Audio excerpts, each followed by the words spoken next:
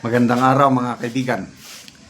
Bigyan natin ng opinion, reaction itong pahayag ni Senator Escudero na tila baga naubusan na siya ng pasensya, napipikon na ba siya o nai-stress na sa mga tinawag niyang matitigas na ulo ng mga kongresista, lalo na yung mga House Prosecution Panel. Okay, pakinggan natin ito. May babala siya. Magkikita rin tayo sa tamang panahon. Nako, delikado. Ang ulo nila, ayaw nga tumanggap ng pleading, so hindi na ako magugulat kung gagawin man nila yon.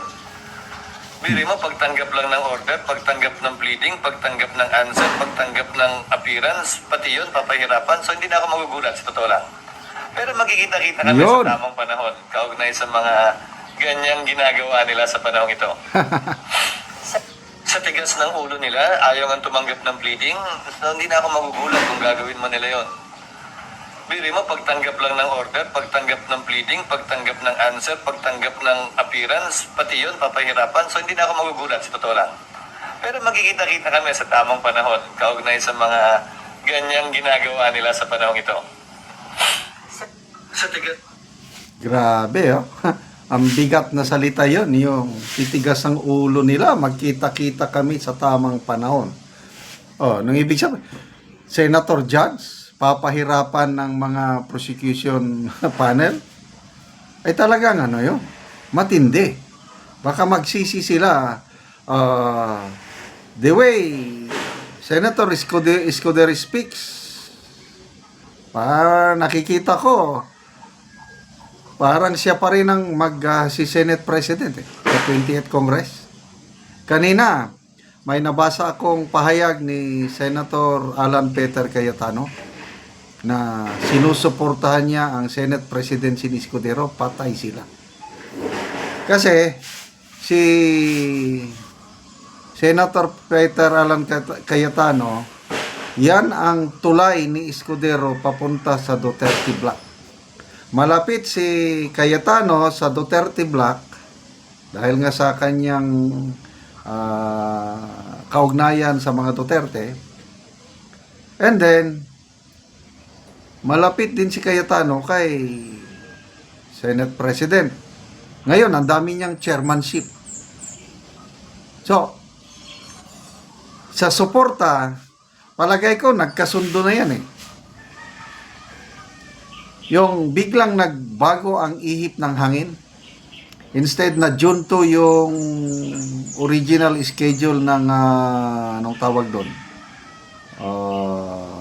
Pagbasa sa articles of impeachment, biglang pinospone. Naging June 11 hanggang na-remand na lang, back to sender. Nagkausap na ang Duterte Block at ang grupo ni Senator Escudero sa pamamagitan sa tulong ni Cayetano. Kaya by 20th Congress, makikita nila yung ganong pananalita na magkikita-kita kami, matigas ang ulo nila. Matindi yun. Ulitin natin ha. Matindi. Dapat pwede pang magbago ang aksyon sana kung gusto nilang ano. Ulitin natin. Ang ulo nila, ayaw nga tumanggap ng pleading, so hindi na ako magugulat kung gagawin man nila yon. Biri mo, pagtanggap lang ng order, pagtanggap ng pleading, pagtanggap ng answer, pagtanggap ng appearance, pati yun, papahirapan, so hindi na ako magugulat, sa totoo lang. Pero magkikita-kita kami sa tamang panahon, kaugnay sa mga ganyang ginagawa nila sa panahon ito. Nakikita ko na ang mangyayari sa pag nagsimula ang impeachment proceeding sa 20th Congress. Iiyak ang mga House Prosecution Panel. Magbasa lang ko sa mga comments. From the mouth of the Senate President, na tingin ko ilang percent? 80% siya na. Soto, wala na. Yung mga pahayag kasi ni Senator Soto na binabatikos niya yung 18 senators na mali. Flawed, sabi niya. Hindi kanyan.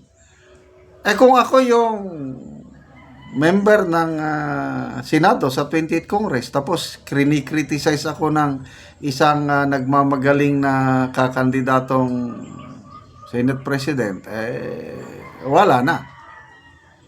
Okay, magbasa ako sa mga comments ha. Ramon Rafael, ang mga tongresista na binoto sa kanilang distrito gustong diktahan ang mga senador. Yun nga, parang mas makapangyarihan itong mga kongresista. Kaya naiinis na talaga itong mga dinidiktahan nila ang mali daw ang ginawa. Kung mali, sabi nga ni Senator Escudero, kung mali, punta kayo sa Supreme Court. Lahat ng sinasabi nyo are just mere opinions. Ang tanging pagpabago sa desisyon ng impeachment court ay ang Korte Suprema lang. Wala namang pumupunta sa Korte Suprema. Puros naman lang silang salita ng salita na parang opinion lang nila nga. Tingin ko, hindi ganyan, ganito, ay, ayan na. Nainis ng Jordan Ada, tama, Senator. Cheese, alam mo, takot sila sa Duterte kung makaupo ang Pangulo. Sa Darom, Dep, iba ang utak nila, Senator, kaya ipaglaban mo, Senator, idol ka ng taong bayan.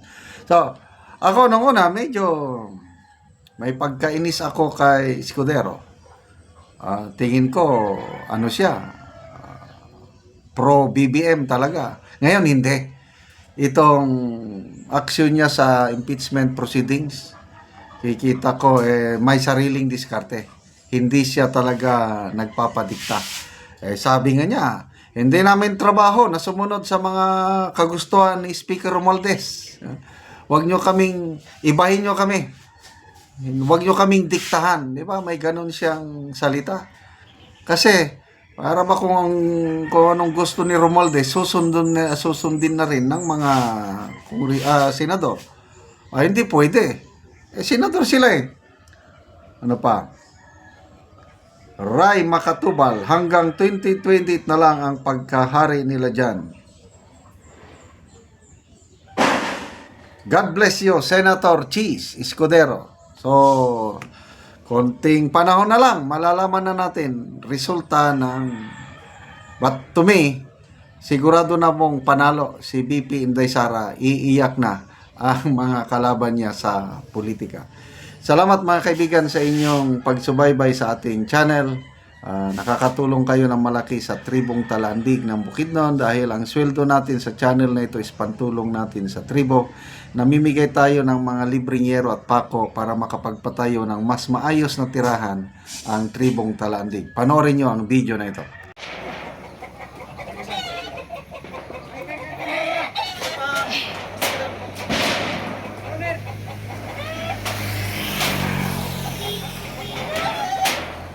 Salamat kayo. Sponsor aning asin sa labos sa kanan sa Ginoo. Ay nakabalay na gyud.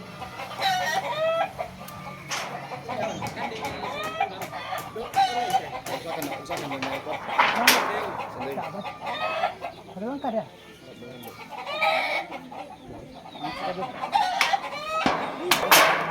Picem kada basta ini.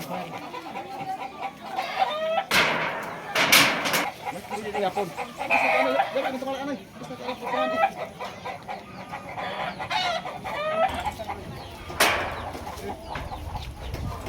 Dito tayo. Ito pa kanay.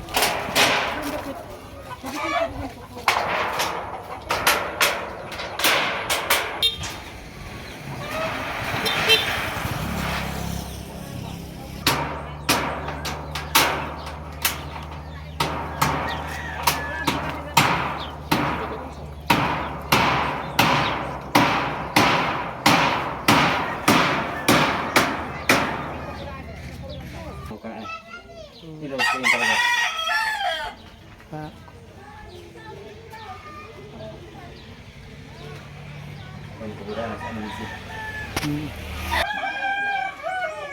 Salamat gid kayo sa tanan nga karon pagabuaning sin nakauman na gid ko. Oo. O salamat sad sa nag-sponsor ani nga nakapakahuman na gid ko sa akong balay kay na ato pa na gid. Oo, so salamat kaayo. Salamat sa estanan. Oo.